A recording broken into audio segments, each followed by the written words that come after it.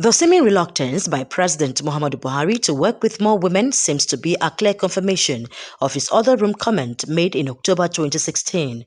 The nomination of just 7 women into his cabinet has thrown open debates on Mr. President's campaign promises.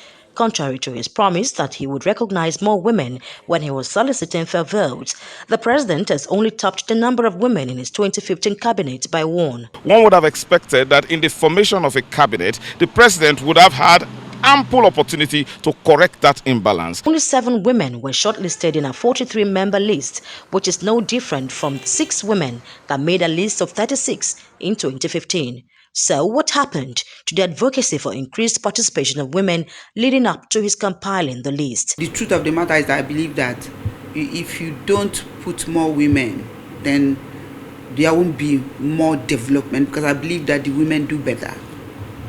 Without apologies to everybody, because I know that every woman who has been put in position of authority tries to do or work harder than the man to be able to achieve goals. Countries in Africa like Rwanda, Kenya, Tanzania, Mozambique have so far surpassed the minimum requirement of 35% affirmative action. And that's why it brings my mind to issue of legislation, because other countries did it. And so why would Nigeria do it? This advocate of women in politics describes the development as a new height of misrepresentation. We do hope that if Mr. President has a way to make amends, not to make amends, to correct that anomaly and to do something better, something more for women. A cabinet that will be minimum of 40%, like he made some promises during his campaigns.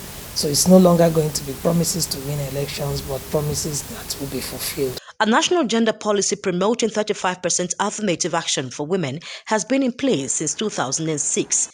The policy demands 35% involvement of women in all governance processes, but it's not been implemented as the structures and processes to use are not in place. It is still the case that women lag behind on virtually every SDG target. We need some deep-seated reforms. It requires getting legal reforms in place. It means the president, despite being a signatory to the policy, is not leading by example and refusing to implement the principle. What we have is a deliberate action of repression, of disregard for women, and I wonder why these women are not speaking up and taking their places. For the women there that are capable and can even do more than what we expected.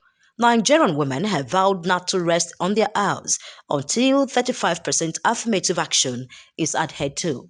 From the nation's capital, Grace Ike, SCV News.